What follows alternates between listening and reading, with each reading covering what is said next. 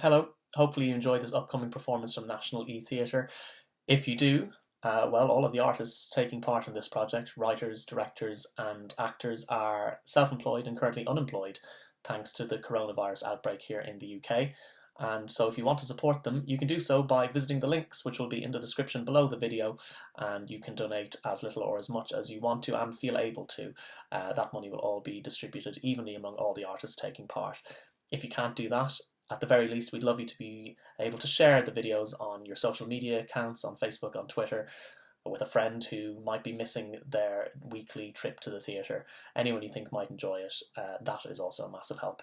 You can follow the project and be alerted to any upcoming videos by following the channel, which you can do so up above, or you can follow us on Twitter on @National eTheatr. Thank you for watching, and sit back now and enjoy the show.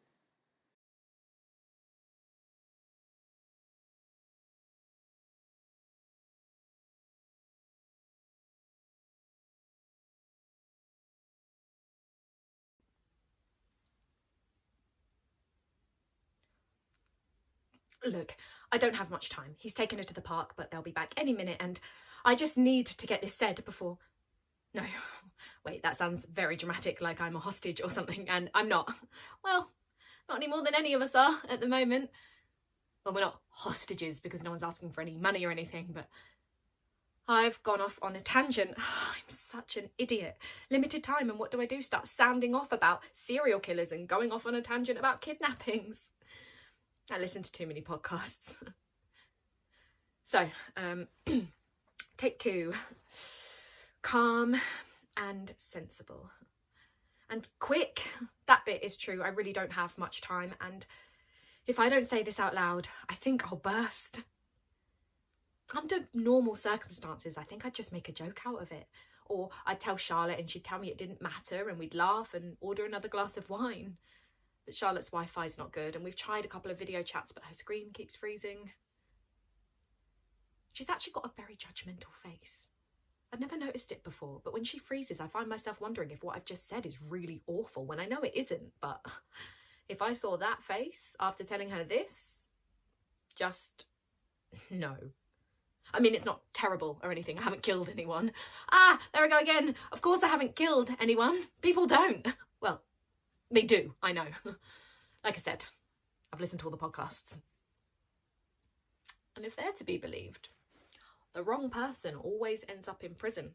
And you spend 10 episodes timing car journeys and going off pings from mobile phone towers. And at the end, they just say, we may never know. And you find yourself thinking, well, I've just listened to this for 10 hours of my life.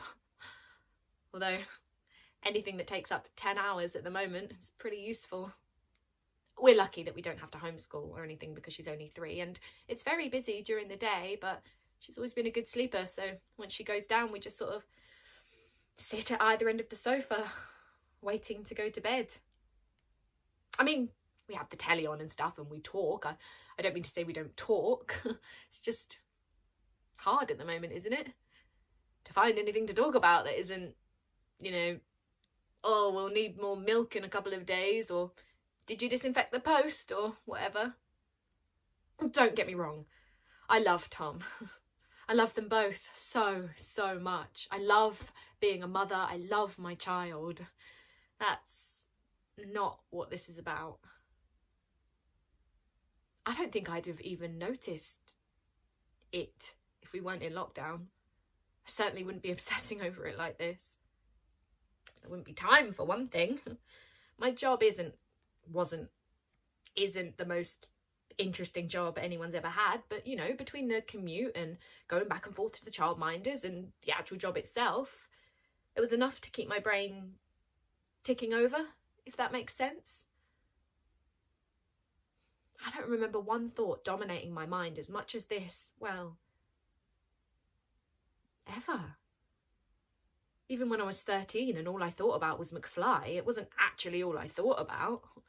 Even when I got tickets to see them at the O2 and I thought I lost them, but then they turned out to be in my other bag. So, I've gone off on a tangent again.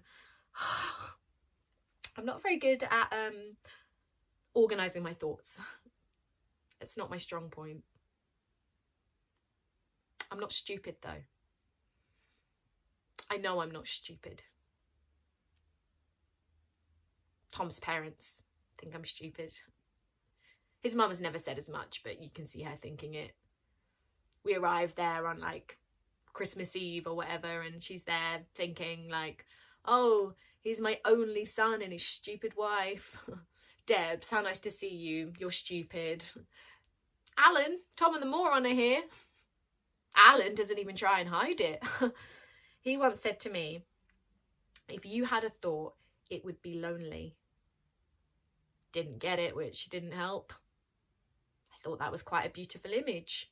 A lonely thought, because of course thoughts are lonely. They're moments in your head. They don't have any friends or family or anything. So I said, that's beautiful. And he laughed his big, beery laugh, and Tom sort of sheepishly explained it to me, and I realised he was calling me stupid. They blame me, of course, for the marriage. Horrible to use a word like blame about a marriage. But it's the right word. Too soon, that's what they think. Even though we're older than they were when they got married.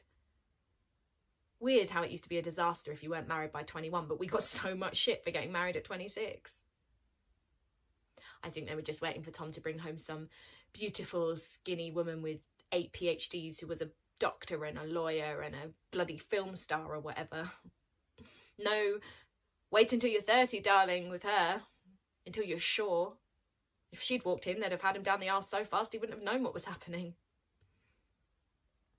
Everyone assumed I was pregnant, but I wasn't. People actually started doing concerned faces at me when there wasn't a baby a year after the marriage, because they assumed I'd had a miscarriage. We just really wanted to get married. I still get a bit of a thrill when I say my husband, like there's some official document in some building somewhere that says Tom and I love each other. Or at least we did that day anyway. There should be some still in love form that you have to file with your wedding certificate every 5 years. I'd fill mine out like a shot. I don't know what I'm going to do with this video. I thought just saying it would be enough, but it isn't. Someone needs to see it. Even just one person. If one person could watch this, hear what I had to say, that would be enough. I could stop obsessing over it. That's how it is with secrets, isn't it? It's like an itch that gets worse and worse the more you try not to scratch it, but then you do scratch it, which is telling someone, and then you... No, that doesn't make any sense.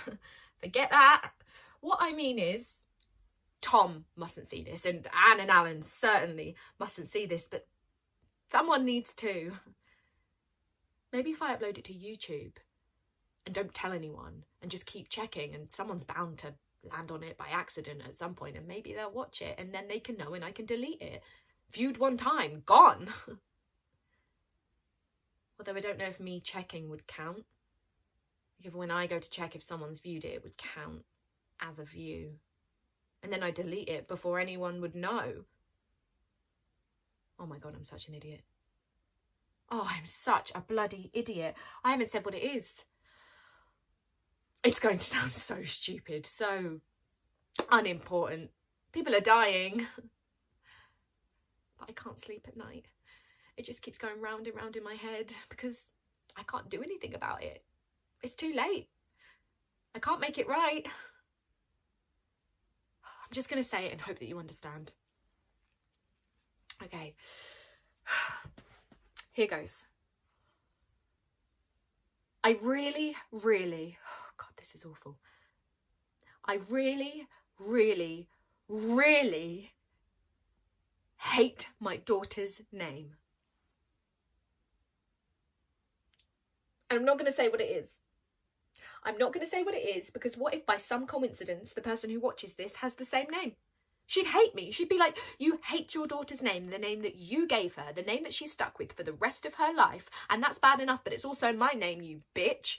And then she'd switch off and probably tell people. And this is worse. I can't say it without some kind of sneer. My lip curls. I've practiced saying her name in the bathroom mirror so many times. Tom calls through the door, "What are you doing in there?" And I can hardly say, "Oh, I'm just practicing saying our daughter's name so that my mouth doesn't show how much I hate it."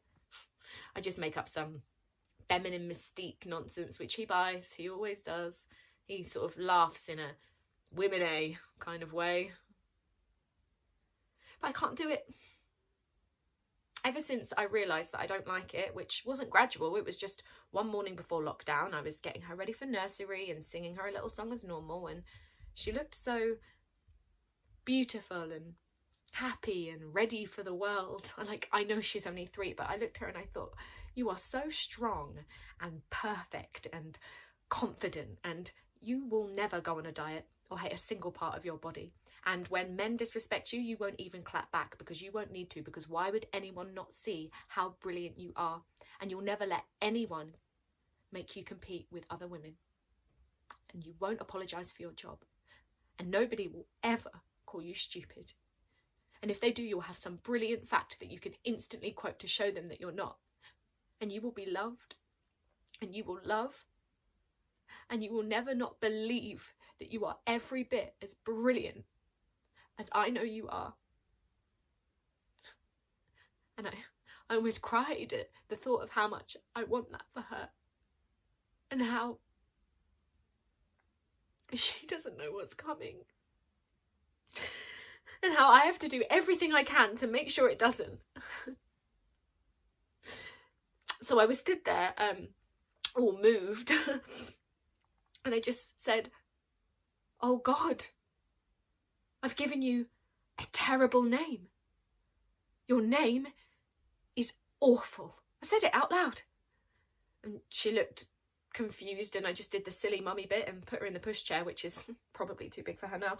And we went out and she just forgot about it.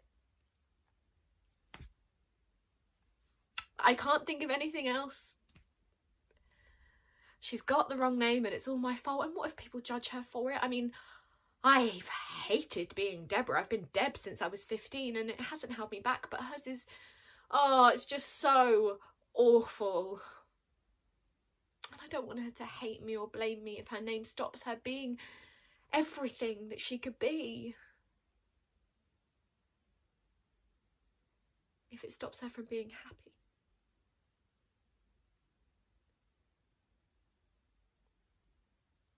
I just want her to be happy. Like I am. Like Tom and I are. Whatever happiness is, I am happy. So I suppose what I'm trying to say is, they're back. Hi, it's here. Where's my favourite girl? Oh, come and give Mummy a million kisses. Oh, please don't tell anyone.